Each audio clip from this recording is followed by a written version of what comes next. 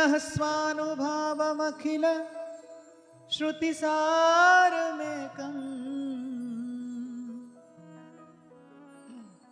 अध्यात्मदीपमतितितीर्षतां तमोन्धम् संसारिणां करुणयाः पुराणगुह्यम् तं व्याससूनुमुपयामि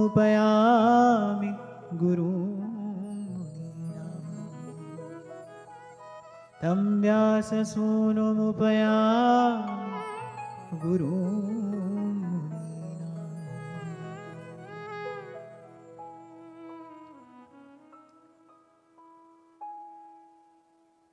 तो संतोष और सदाचार का आधार लेकर मनसा वाचा कर्मणा संयम को धारण करते हुए,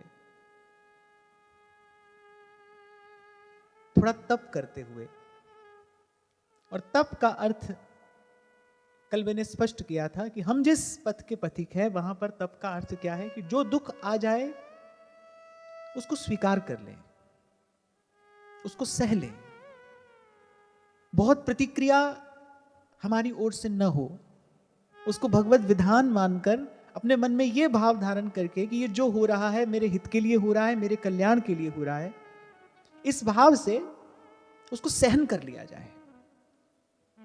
एक कर्म फल के परिणाम स्वरूप जीव को दुख प्राप्त होता है, उस दुख से बचने के लिए जीव दूसरा कर्म करता है।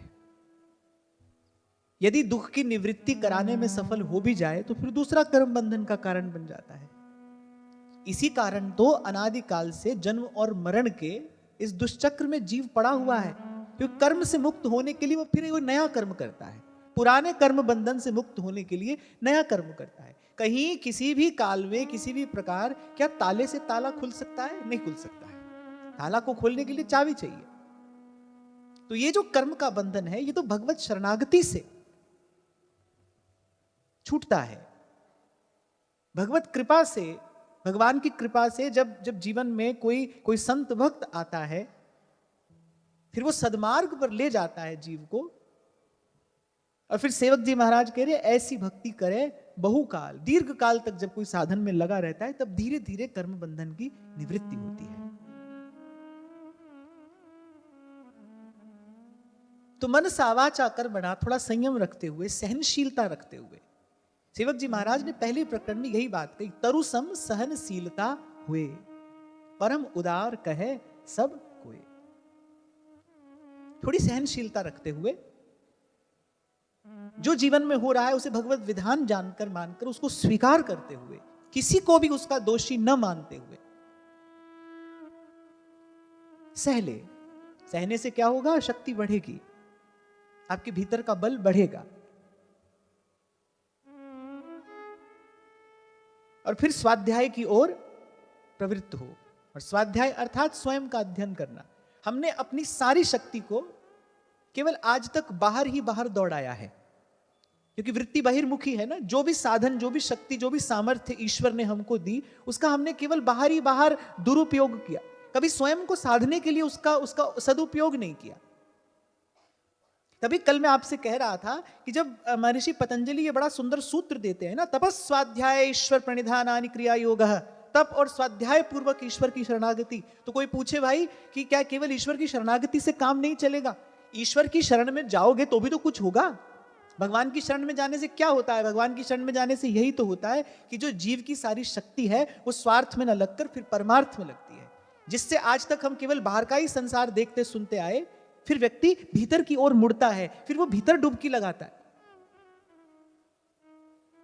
जीवन में संत का, सत्संग का आना तभी जानना चाहिए, तभी मानना चाहिए जब हमारी वृत्ति अंतरंग हो जाए, ये जो बाहर की तरफ दौड़ है ना, ये समाप्त हो जाए। इसलिए मैं बार बार आपसे कहता हूं, केवल स्थान बदल लेने से, केवल वस्त्र बदल लेने से, केवल बाहरी धरातल पर कुछ बदल लेने से कोई लाभ नहीं होता। और मैं तो यहां तक कहता हूं उल्टे हानि होती है। क्या हानि होती है? कि भीतर से कुछ प्राप्त तो किया नहीं और बाहर से एक दंभ और ओढ़ लिया। इससे तो व्यक्ति बल्कि वस्तुतः प्राप्ति से और दूर हो जाता है, और दूर हो जाता है। हमें तो जीवन में यही छोटा सा अनुभव प्राप्त हुआ गुरुजनों की कृपा से कि जब भीतर कुछ प्राप्त हो जाता है, भीतर कुछ मिल जाता है, फिर बाहर ऐसा हो या वैसा हो, उससे कोई कोई बहुत अधिक प्रभाव नहीं पड़ता, उससे कोई बहुत अधिक फर्क पड़ता नहीं। अब भीतर कुछ मिल जाता है, कोई हमको जाने न जाने, माने न माने, कोई हमको स्वीकारे न स्वीकारे, संसार को ये लगे कि हम भजन कर रहे हैं या ना लगे, इससे इससे इससे क्या ही भेद है। अगर भीतर कुछ मिल गया है तो, अगर किसी के पास वस्तुतः कुछ है, जैसे एक एक बड़ा धनी व्यक्ति है और वो रहता बहुत साधारण व्यक्ति की तरह है, बहुत साधारण व्यक्ति की तरह रहता है। जब हम शुरू शुरू में वृंदावन आए तो 2003 की बात है, राधा वल्लभ जी के मंदिर में एक व्यक्ति नित्य दर्शन किया करते थे, बहुत ही साधारण उनके वस्त्र, उनकी वेशभूषा। बड़े काल के बाद मुझे पता चला कि कलकत्ता के सबसे समृद्ध व्यक्तियों में से वो एक थे। लेकिन भाई जो उस व्यक्ति के पास है वो तो उसके पास है ना, संसार को लगे या न लगे, कोई उसको माने या उसको ना माने, यदि उसके पास कुछ है तो वो तो उसकी संपत्ति है, उसका स्वामी है। तो ऐसे ही जब भीतर से कुछ प्राप्त हो जाता है, संसार जाने न जाने, माने न माने। और मैं तो ये देखता हूं भाई, संसार के मानने से कष्ट ही है, संसार के मानने से कोई लाभ नहीं है। संसार आपको बड़ा माने, इससे आपका कोई लाभ नहीं है, हानि अवश्य है, अवश्य है। क्योंकि व्यास बढ़ाई लोक की और कुकर की पहचान। कुत्ता काटे तो हानि है, कुत्ता चाटे तो हानि है, प्यार किए मुख चाटी है, बैर किए तन हान। तो भाई हमने तो ये देखा, संसार आपको बड़ा माने, इसमें हानि है, कोई लाभ तो कोई नहीं है। तभी तो संत महापुरुष कह रहे हैं, लोक मान्यता अनल सम तप कर कानन दाह, तो बड़ी हानि है।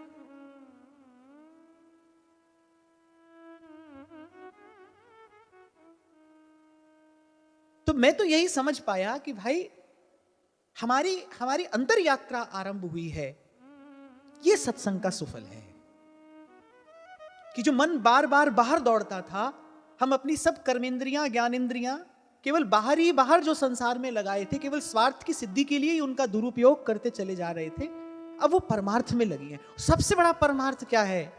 जब हम परमार्थ की बात करते हैं तो भाई सबसे बड़ा परमार्थ क्या है? अपना कल्याण, आत्म कल्याण, ये सबसे बड़ा परमार्थ है, ये सबसे बड़ा पुरुषार्थ है।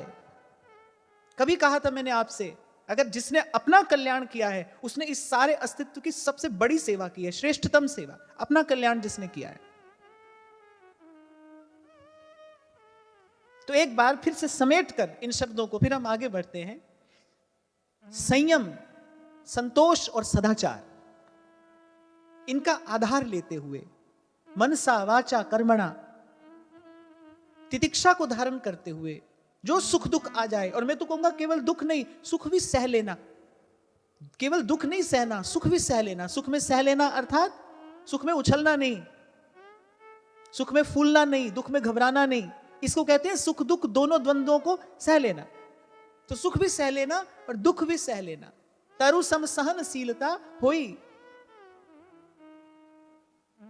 तो संयम, संतोष और सदाचार, इनको धारण करते हुए फिर स्वाध्याय करना। और जिसके पास संयम, संतोष और सदाचार नहीं होगा वो कभी स्वाध्याय नहीं कर सकता, वो कभी स्वाध्याय नहीं कर सकता। और फिर तप और स्वाध्याय पूर्वक भगवान की शरण में बने रहना। और कल मैंने यही चर्चा को विराम दिया था, भगवान की शरण में रहते हुए तप और स्वाध्याय, और तप और स्वाध्याय करते हुए भगवान की शरण। इनमें कहे कि सबसे बड़ी बात क्या है? सबसे पहले तो भगवान की शरण है, प्रभु की शरण है, ये भाव सबसे पहले जीवन में धारण करना। तो हम चर्चा कर रहे थे साधक तत्व की, जीवन को साधने के लिए ये आवश्यक है। इससे होगा क्या? इससे जो संकल्प विकल्प भीतर उमड़ते घुमड़ते रहते हैं, पहले वो सूक्ष्म हो जाएंगे, पहले माने वो कम हो जाएंगे। भाई किसी को हराना हो तो उससे ज्यादा ताकतवर होना पड़ेगा ना। अभी मन की शक्ति क्या है? अभी मन की शक्ति ये है कि आपका हाथ पकड़कर जहां इसकी इच्छा होती है ये वहां आपको ले जाता है। अभी मन आपके पीछे नहीं चल रहा है, अभी तो आप मन के पीछे चल रहे हैं। ध्रुवदास जी कहते हैं ना, अपने मन से कह रहे, अब तू मेरो कहो कर रे मन। अपने मन से संवाद करते हुए ध्रुवदास जी कह रहे कि अब तक मैंने तेरा कहा किया है, अब तू मेरो कहो कर, अब तू मेरा कहा कर। पर इसके लिए आपको शक्ति चाहिए। वो शक्ति कहां से आएगी? वो शक्ति आएगी कहां से? अभी तो ना ना ना ना करते करते मन के पीछे चल ही तो पड़ते हैं, मन ले जाता है जहां मन की इच्छा है। आप तो यहां सत्संग में आए, आप तो अपनी ओर से सत्संग में आकर बैठे, और मन आपकी टांग पकड़े पता नहीं कहां कहां घूम रहा है, आपको घुमा रहा है, आपको घूमना पड़ रहा है। आप क्या करें? आपके पास इतनी शक्ति नहीं है कि अपने मन को खींच कर लाकर और बैठा सके यहां पर। आप माला करने बैठे तो मन की यही दुर्दशा है, आप सेवा कर रहे हैं तो मन कहीं दौड़ लगा रहा है। अब आप करें तो करें क्या? क्योंकि आपका मन शक्तिशाली है। उसके लिए करना क्या होगा? उसके लिए आपको अपने मन से अधिक सबल बनना पड़ेगा, आपको अपने मन से अधिक शक्तिशाली होना पड़ेगा, तभी तो मन को नियंत्रण कर पाएंगे। वो शक्ति कहां से आएगी? वो शक्ति आएगी संयम से, वो शक्ति आएगी सदाचार से, वो शक्ति आएगी संतोष से, वो शक्ति आएगी सहनशीलता से। चार बात, सदाचार, संयम, संतोष और सहनशीलता, ये चार स जो है ना, ये महत्वपूर्ण है। और ये चारों स आपको कहां लगाएंगे? स्वाध्याय में, स्वाध्याय में। और जिसको अपनी किताब, जिसको अपने मन की किताब पढ़ना आ गया, वो जीवन की गुत्थी सुलझा लेता है, वो जीवन का रहस्य जान लेता है। तभी तो एक कवि कहते हैं, अब के सावन फिर वही बात मेरे साथ हुई, और मेरा घर छोड़कर सारे शहर में बरसात हुई। मैं कहता रहा और वो सुनते रहे, ये होता रहा वो होता रहा, न हुआ तो बस ये ना हुआ, मेरी खुद से ना कोई बात हुई। कल यही तो आपसे मैं कह रहा था, भाई आदमी इतना चतुर स्वयं को जान मान लेता है। अरे हम तो उड़ती चिड़िया का पर पहचान लेते हैं। अरे मैं कहता हूं उड़ती चिड़िया का पर पहचान लो, लाख कोस दूर की चीज आप देख लो, दौड़ तो बाहर ही रहे हो ना। ये दौड़ तो आपकी बाहर की ओर ही है ना, ये दौड़ तो संसार की ओर ही है। इस दौड़ का अंतिम परिणाम तो द्वंद्व ही है ना, द्वंद्व है। पहुंचे कहां, ये बात महत्वपूर्ण है।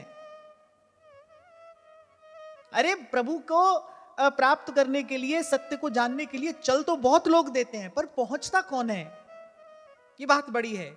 स्वयं भगवान कह रहे हैं गीता जी में, मनुष्याणाम सहस्रेषु कश्चित् द्यतति सिद्धयः। भगवान कह रहे भाई हजारों जो चलते हैं, कोई होता है, कोई जो अपने आप को साध पाता है। कश्चित् द्यतति सिद्धयः, और फिर यतताम अपि सिद्धानाम कश्चिन् माम वेत्ति तत्त्वतः। और उनमें से भी फिर कोई होता है, कोई होता है, भगवान कह रहे जो हमको जान पाता है। अब चलते तो बहुत हैं, पर पहुंचता कोई कोई है। देखो कह रहे हैं हजारों लाखों चले हैं, कोई एक पहुंच रहा है, बाकी सब कहां गए? बाकी सब कहां गए? यहां बैठे हैं हम, आप, क्योंकि जो पहुंचे हैं वो तो पहुंच गए। पहुंचने वाला तो फिर यहां लौट कर नहीं आता। यद गत्वा न निवर्तन्ते तद धामम परमम मम। पहुंचने वाला तो फिर लौट कर नहीं आता, क्योंकि जो पहुंच गया उसको तो कछु लेना न देना मगन रहना, कछु लेना न देना मगन रहना। तेरे भावे जो करे भलो बुरो संसार, नारायण तू बैठ के अपनो भवन बुहार। पहुंच गया, उसको फिर लेना देना नहीं है, उसको कोई नहीं ला सकता है। यहां एक लोटा जल को कोई समंदर में डाल दे और फिर समंदर से कहे भाई वही लोटा जल का हमको कोई लौटा दो, समुंदर भी नहीं लौटा सकता है। जानत तुम्हें तुम्हें हो ही जाई, ब्रह्मविद ब्रह्मैव भवति। जो पहुंच गया उसको कोई लौटा कर नहीं ला सकता है, कोई खींच कर नहीं ला सकता है। इसीलिए भगवान कह रहे हैं सातम सम मोहि मैं जग देखा, मोते अधिक संत करि लेखा। इसलिए संत बड़े हैं, वो पहुंच कर फिर लौट कर आते हैं। किस लिए? परमार्थ के कारण लियो संत अवतार। परमार्थ के लिए, आपका मेरा कल्याण कराने के लिए वो जाकर फिर लौट आते हैं, जहां से कोई लौटता नहीं और कोई लौटना चाहता नहीं। सच्चिदानंद प्रभु के सतत निरंतर उस सानिध्य को छोड़कर यहां कौन आना चाहेगा? पर संत आता है। आप देखो, आपके मेरे लिए जीवन मुक्त महापुरुष नरक स्वीकार करते हैं। जननी के उदर में आना, किसी स्त्री के गर्भ में आना, गर्भवास नरकवास ही तो है। एक जीवन मुक्त नरक स्वीकार करता है, किस लिए? लोक के कल्याण के लिए, क्योंकि परहित सरस धर्म नहीं भाई। ये देखकर भगवान का हृदय करुणाद्र हो जाता है संतों के प्रति, और प्रभु कहते हैं मोते अधिक संत करी लेखा, इनको हमसे अधिक करके जानना। ये लोक के कल्याण के लिए आए हैं, मंगल के लिए आए हैं। मैं तो पहले भी आपसे कह चुका, आज फिर कह रहा हूं, और कुछ समझ में आया कि नहीं आया? एक बात समझ में आ गई, एक बात समझ में आ गई, संत ना होते जगत में जल मरता संसार। प्रत्येक जीव तो काम और क्रोध की, राग और द्वेष की अग्नि में जल रहा है, संसार जल ही तो रहा है। एक संत रूपी वट वृक्ष ही तो यहां दिखाई पड़ता है, जिसकी छांव में बैठ मिले विश्राम। किसी के मन को विश्राम मिल जाता है, संत ही तो शीतल छाया है।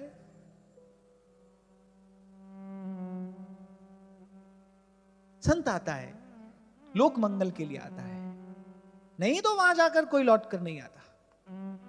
तो चलते बहुत है भाई, पर पहुंचता कोई कोई है, कोई कोई पहुंचता है। तो बड़ी बात यह कि भाई गाड़ी चली तो, पर पहुंची कहां? अब चले तो घर से थे कि भाई चलो वृंदावन चले, ठाकुर जी का दर्शन करके आते हैं। चले तो इसलिए थे, रास्ते में देखा सिनेमा में बहुत बढ़िया पिक्चर लगी, बोले चलो दर्शन कर लेंगे, ये आखिरी शो है, पहले इसी को देख लो। अब भाई फल किस चेष्टा का मिलेगा? वृंदावन के लिए चले थे इस बात का, या फिल्म देखी इस बात का? फिल्म देखी, किया तो आपने यही ना, चले तो प्रभु के लिए थे। अब भगवान की माया के पास बड़े बड़े खिलौने हैं, वो सुंदर सुंदर प्रलोभन देती है, कंचन है, कामिनी है, कीर्ति है। कोई कंचन पे ही अटक जाता है, कोई उससे आगे बढ़ता है, वो कंचन और कामिनी लेकर असंतुष्ट हो जाता है। कोई इन दोनों को छोड़ देता है, कंचन और कामिनी दोनों का त्याग कर देता है। फिर भगवान की माया देती है कीर्ति, जिसमें सत्पुरुषों का मन भी अटक जाता है। शास्त्री कहते हैं कि सत्पुरुष तो अपने यश के लिए जीवन धारण करते हैं, कोई बिरला ही तो होता है। तभी तो नारद जी ने कहा यथा व्रज गोपी का नाम। गोपी कहती है चलो रियाली ब्रजराज मुख निरखिए, जगत की लाज सो काज कहा सके। जो भगवान के लिए, जो प्रभु के लिए कंचन, कामिनी और कीर्ति तीनों का त्याग कर देता है, और फिर कृतार्थ होता है।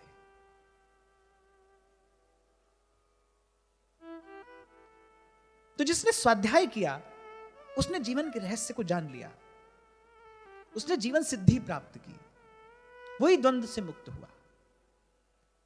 तो तप और स्वाध्याय करते हुए प्रभु की शरण में रहना, यह साधक है। हम चर्चा कर रहे हैं इस श्रीमद् भागवत रूपी आध्यात्म दीप के प्रकाश में किस किस का दर्शन होता है, कौन कौन सी वस्तु दर्शनीय है। सबसे पहला स्वस्वरूप, फिर दूसरा परस्वरूप। परस्वरूप अर्थात अपने इष्ट का स्वरूप, अपने आराध्य का स्वरूप, स्वभाव। तीसरा साधक तत्व क्या है, और जब साधक तत्व की बात आई तो संयम, संतोष, सदाचार और सहनशीलता। और इन चारों से युक्त होकर करना क्या है? स्वाध्याय। अपनी किताब पढ़िए भाई, देखो भगवान कह रहे हैं कि उसका राग द्वेष कभी नहीं मिट सकता जो गुण दोष देखेगा। अब बाहर जब तक देखोगे तो गुण दोष दिखाई पड़ेगा, इससे मुक्त हो ही नहीं सकते। जब दृष्टि स्वयं पर जाती है ना, जब दृष्टि स्वयं पर जाती है, जो आत्मचिंतन में ही लगा है, जो आत्म विश्लेषण में ही लगा है, यही बात तो संत सिखा रहे हैं कि नारायण तू बैठ के अपनो भवन बुहार, तेरे भावे जो करे भलो बुरो संसार। यही बात तो संत सिखा रहे हैं। कबीरा तेरी झोपड़ी गलकट्टों के पास, अरे करेगा सो भरेगा, तू क्यों हो उदास। संतों का यही जीवन दर्शन है, संतों ने यही आर्ट ऑफ लिविंग सिखाया है कि जैसी जाकी भावना वैसा ही फल देत, राम झरोखे बैठ के सबका मुजरा लेत। केवल दृष्टा बनकर देखना है, सीखने को मिले तो सीखिए। कभी स्मरण हो तो मैंने कहा था, संसार को समझिए, संसार से उलझिए मत। राग और द्वेष दोनों ही के कारण व्यक्ति संसार में उलझता है। उलझना नहीं है ना, समझना है। दूर से, दूर खड़े रहकर समझिए। इसीलिए कबीर ने कहा, राम झरोखे बैठ के, प्रभु के चरणों की ओट में बैठ के बस भगवान की लीला का दर्शन करिए। क्यों? क्योंकि ये तो देखत चढ़ है। ये भगवान की जो माया है, कितने कितने पुराणों में चरित्र हमने पढ़े कि पतन हो गया एक व्यक्ति का, एक योग्य व्यक्ति का, एक पात्र व्यक्ति का पतन हो गया। क्यों? क्योंकि वो देख लिया जो नहीं देखना चाहिए था। बताओ, देखते ही भगवान की माया चिपक गई। तो जब तक बाहर देखोगे तब तक तो भाई राग द्वेष बना रहेगा। आज किसी ने पूछा, राग और द्वेष है क्या? शास्त्रीय व्याख्या है राग और द्वेष की, सुखानुशयी राग दुखानुशयी द्वेष। अर्थात जब किसी विषय से हमको थोड़ी देर का सुख मिलता है ना, क्या होता है? राग, बड़े ध्यान से सुनना। जब किसी विषय से हमको थोड़ी देर का सुख मिलता है, तो वो थोड़ी देर का सुख पाकर उस विषय से तृप्ति नहीं हो जाती, उसको फिर प्राप्त करने की आशा हो जाती है। उसको फिर प्राप्त करने की आशा का नाम होता है राग। ये राग है।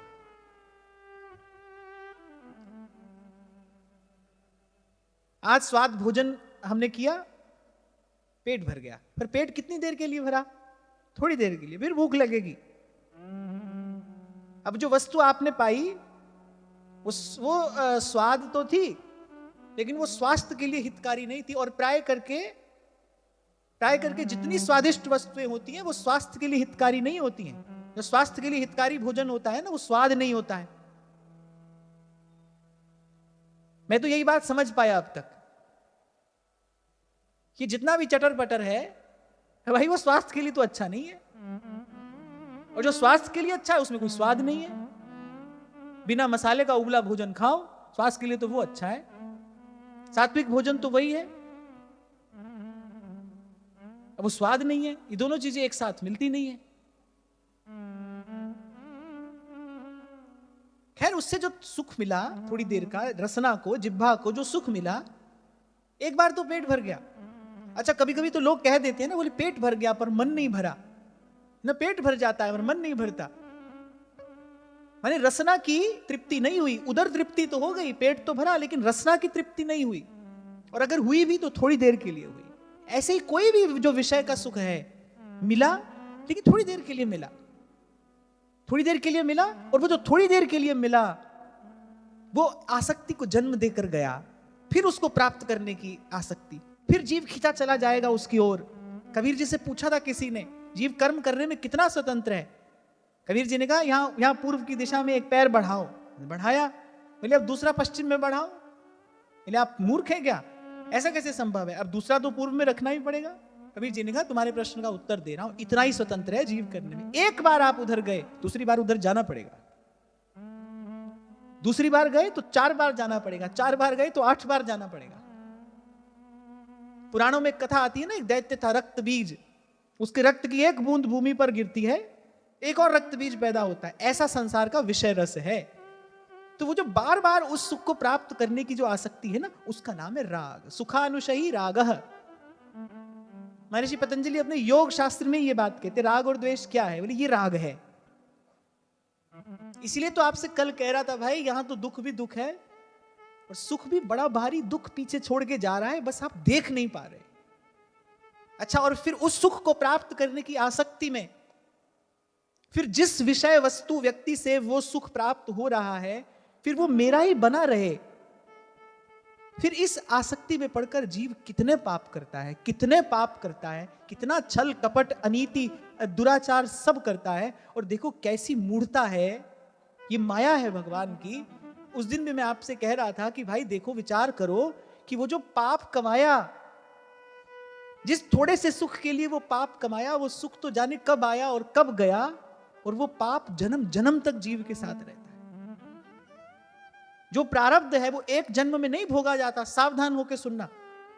जो प्रारब्ध है वो एक जन्म में नहीं भोगा जाता, वो जन्म जन्म भोगना पड़ता है, थोड़े से सुख के लिए, अल्प से सुख के लिए। और आज तो ऐसा समय है, मैं देखता हूं कि कलयुग के मनुष्य के पास तो सुख भोगने की सामर्थ्य भी नहीं है। उसके शरीर में भी सामर्थ्य नहीं है विषय सुख भोगने की। कितना भोजन कर लोगे भाई, दूसरे दिन बीमार पड़ जाओगे।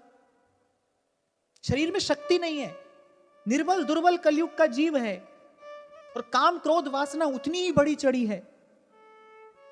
इसलिए तुलसी बाबा कहते हैं, ये कलिकाल मलायतन रे मन सोच विचार। रोगों का घर तो ये शरीर पहले ही है,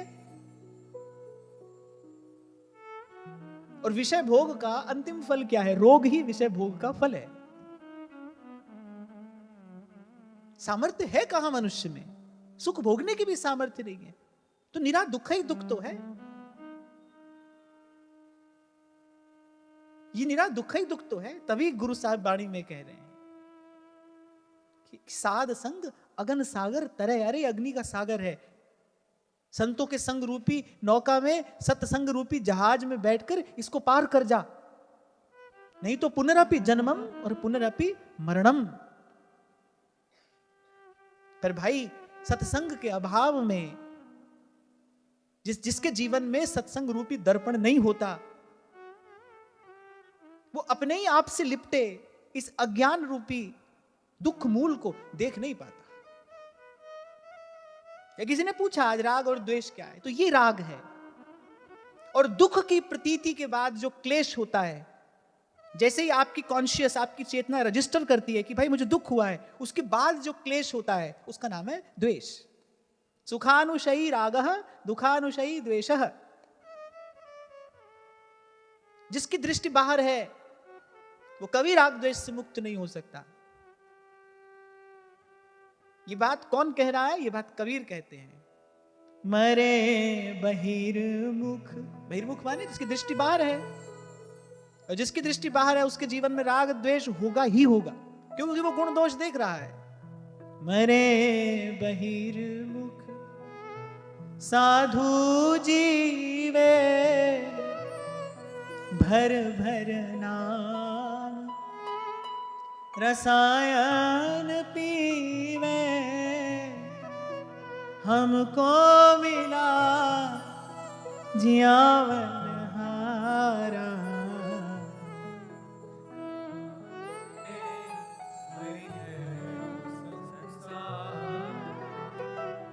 हम ना मरे मरी है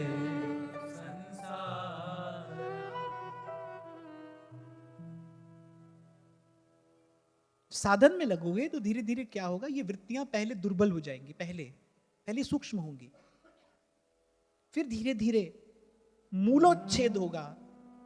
जैसे होता है किसी वृक्ष को जड़ समेत उखाड़ लेना, उसके बाद भी एक कार्य रह जाता है।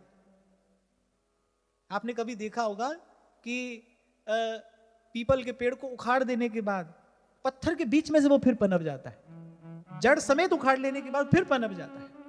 ऐसा होता है ना। तो पहले तो इनके तना शाखा आदि काटे जाते हैं, ये जो मन की दुर्वासनाएं हैं, फिर इनका मूलोच्छेद किया जाता है। पर उसके बाद भी बीज रहता है। जो विषय का फल है उसका कारण क्या है? विषय का मूल। और विषय के मूल का कारण क्या है? विषय का बीज। मूल क्या है? जीव का अहंकार, मैं करता हूं। जो करता है वो भरता है मरता है। मूल क्या है? जो कर्तापन जो है, अभिमान जो है, ये मूल है। और बीज क्या है? अभिमान का बीज क्या है? बताओ, बड़े सयाने लोग बैठे हैं यहां। दुर्वासना का जो मूल है वो अभिमान है, अहंकार, कर्तापन, मैं करता हूं। शुभ अशुभ कोई भी कर्म हो, मैं करता हूं, मैं करने वाला हूं, ये जो अभिमान है ये मूल है। लेकिन मूल भी तो स्वयं नहीं आता ना, मूल भी तो बीज से ही प्रकट होता है। बीज क्या है? क्योंकि जब तक बीज नष्ट नहीं किया जाएगा तब उसके पुनः पनपने की संभावना बनी रहती है। तभी श्री महाप्रभु कह रहे हैं, ना जानऊ छिन अंत कवन बुद्धि घटई प्रकाशित। बीज नष्ट हो जाए, क्या है? अज्ञान। अपने लिए ताली बजाओ सब, अच्छी बात है। अज्ञान, अविद्या। क्योंकि आज हमको बाधक तत्व पर चर्चा करनी है। बाधक तत्व क्या है? अब ऐसे तो अनेक अनेक बातें हैं, पर मूल क्या है? मूल का भी बीज क्या है? मूल है अभिमान, और उस मूल का बीज क्या है? अज्ञान, अविद्या। आपको मैंने कभी कहा था 5 क्लेश जीव के साथ लगे रहते हैं, अविद्या, अस्मिता, राग, द्वेष, अभिनिवेश, और उसमें सबका मूल क्या है? अविद्या। अविद्या को दूर किससे किया जाता है? विद्या से। अंधकार को किससे दूर किया जाएगा? प्रकाश से। अज्ञान कैसे दूर होगा? ज्ञान से। और कितनी बड़ी कृपा है कि हमको प्रभु ने वो विद्या कितने सहज में प्रदान कर दी। विद्या हरिवंश मंत्र चतुराक्षर।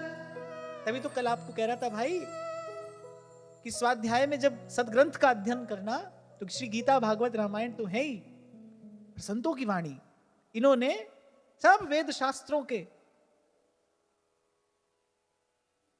जो दुर्गम रहस्य हैं, जो बड़े गहन गंभीर सिद्धांत हैं, उनको बड़ा सरल करके आपके मेरे हाथ में दे दिया है। सरल सरल सी बात बता दी।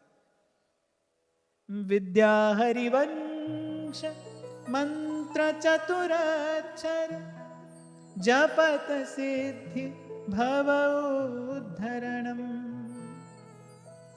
जय जग उद्योत व्यास कुल दीपक श्री हरिवंश चरण शरण।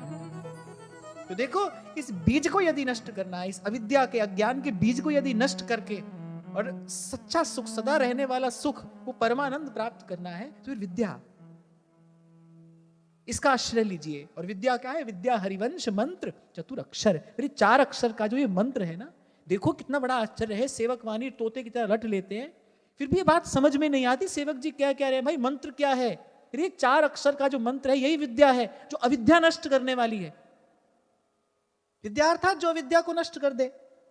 विद्या हरिवंश मंत्र चतुर अक्षर जपत सिद्धि भव उद्धरणम।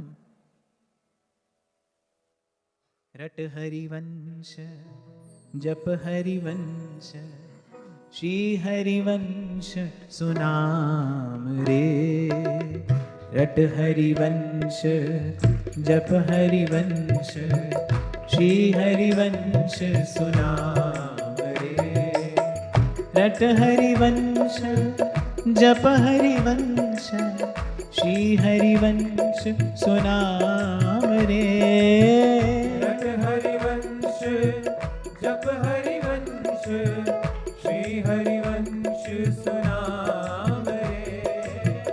रट हरिवंश जप हरिवंश श्री हरिवंश सुनाम रे। रट हरिवंश जप हरिवंश श्री हरिवंश सुनाम रे।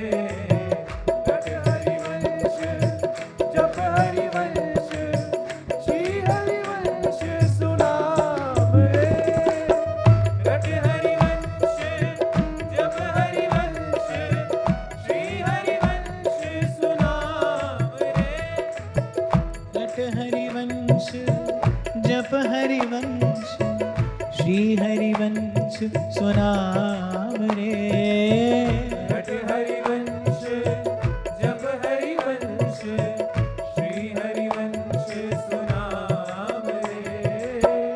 रट हरिवंश जप हरिवंश श्री हरिवंश सुनाम रे।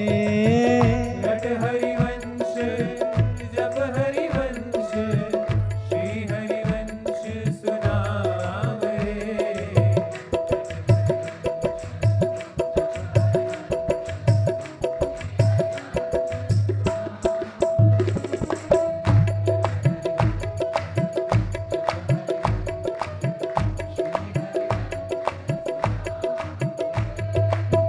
रट हरिवंश जप हरिवंश श्री हरिवंश सुनाम रे।